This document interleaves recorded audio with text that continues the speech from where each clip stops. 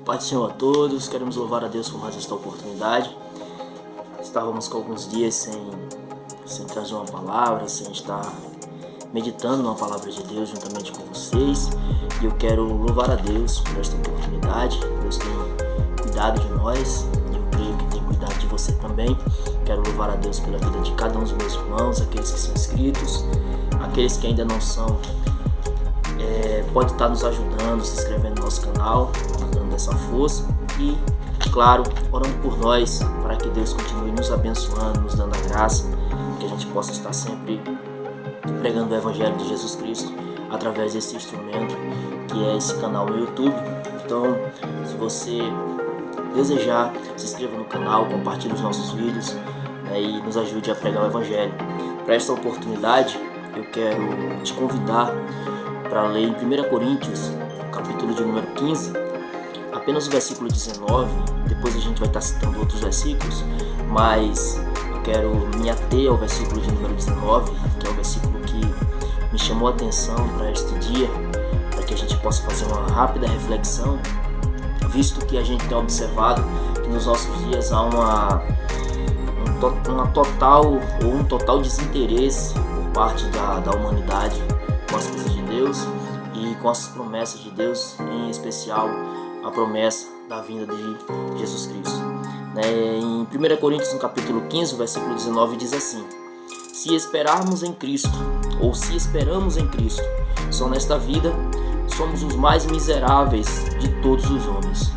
Isso é Paulo escrevendo e, na verdade, é uma grande verdade, porque há muitos nesse mundo materialista, há muitas pessoas que têm esquecido das promessas de Deus, principalmente a promessa da vinda de Jesus Cristo, a promessa do arrebatamento da igreja como nós conhecemos, e tem pessoas que não têm dado o total valor ou o valor devido a esta promessa, visto que é uma promessa feita há muitos anos, há muitos séculos atrás, e muitas das vezes as pessoas se perguntam se verdadeiramente há de acontecer tal promessa, se verdadeiramente Jesus Cristo vai voltar para buscar o seu povo. E Paulo ele vai nos mostrar que é miserável ou é uma pessoa totalmente fora dos padrões de Deus aquele que espera em Cristo somente nesta vida. Então a primeira coisa que a gente tem que se ater aqui é que há uma vida pós-morte, há uma vida além desta vida que nós vivemos. Eu costumo dizer que se a gente viver, um exemplo, 100 anos aqui na Terra, isso é o mínimo para a eternidade que vem após ou no porvir, seja através da morte ou através do arrebatamento da igreja, para aqueles que acreditam no arrebatamento. Então, muitas das vezes a gente se apega a esta vida, a este plano terreno. E como eu disse, vivemos 100 anos aqui, por exemplo, e curtimos e desenvolvemos e crescemos e adquirimos, mas a grande verdade é que nós precisamos nos ater que há uma vida eterna após esta vida terrena. E se eu não me ater a isso, eu posso perder a oportunidade de viver essa vida eterna ao lado de Deus, ao lado de Jesus Cristo. Eu posso estar perdendo esse direito.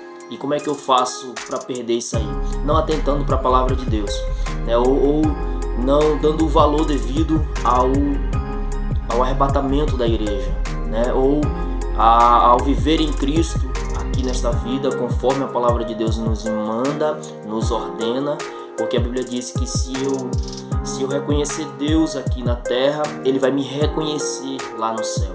Então, seja através da morte ou através do arrebatamento da igreja, eu preciso estar preparado. Essa é a grande palavra que precisamos nos ater. Precisamos estar preparados, como aquelas virgens prudentes que tinham azeite, tinha suas lamparinas acesas e tinha azeite de reserva. Elas estavam preparadas, porque se por acaso o noivo tardasse, como tardou, chegou perto da meia-noite, elas estavam prontas. Quando soou o grito da chegada do noivo, elas estavam prontas, elas estavam preparadas e elas entraram, glória a Jesus, para as bodas. Ela entrou para a celebração daquele casamento. Então nós precisamos estar preparados. Paulo, no mesmo capítulo 15, ele fala sobre o arrebatamento, porque na igreja de Coríntios havia algumas indagações acerca da ressurreição, acerca da vida pós-morte. E no capítulo 15, além do versículo 19 que nós lemos, que não devemos esperar Jesus só nesta vida, precisamos estar preparados para estar com Ele na vida eterna, que essa é a vida mais importante, vamos dizer assim, porque aí eu vou viver eternamente. E todos nós sabemos que há dois caminhos, um que leva à condenação eterna e um que leva à vida eterna. E eu preciso estar preparado para entrar na vida eterna com Jesus Cristo. No capítulo 15, no mesmo capítulo 15, o versículo de número 51, é um texto bastante conhecido. Ele diz assim: eis que vos digo um mistério.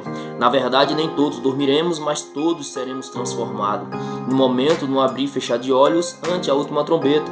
Porque a trombeta soará, e os mortos ressuscitarão incorruptíveis, e nós seremos transformados. E aqui ele está falando do arrebatamento da igreja. Mais abaixo ele vai dizer que isso que é corruptível vai se revestir da incorruptibilidade, ou seja, o corpo, esse corpo terreno, ele vai ser glorificado, ele vai ser transformado. E ele termina o texto do capítulo de número 15 com o versículo de número 58, que ele diz assim: portanto, meus amados irmãos, sede firmes e constantes, sempre abundantes na obra do Senhor, sabendo que o vosso trabalho não é vão no Senhor. Então, amigo, minha amiga, meus irmãos, precisamos atentarmos para esta tão grande salvação, como diz Paulo em Romanos, a carta aos Romanos. Como nós vamos escapar se não atentarmos para uma tão grande salvação? Precisamos atentarmos para esta promessa, a promessa da vida eterna. E como é que eu garanto a vida eterna? Servindo a Deus nesta vida aqui. Então não dá para esperar Jesus só nesta vida, não dá para nos apegarmos nesta vida, visto que há uma vida no porvir, uma vida maior, uma vida que é eterna, uma vida que eu preciso garanti-la perto de Deus, porque sofrido será para quem passar a vida eterna longe do Senhor.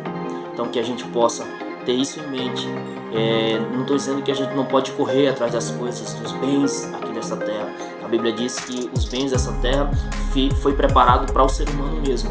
Então nós temos que gozar dos bens dessa terra. Porém, primeiro, eu preciso estar preparado. Eu preciso preparar-me para a grande volta do Senhor Jesus Cristo.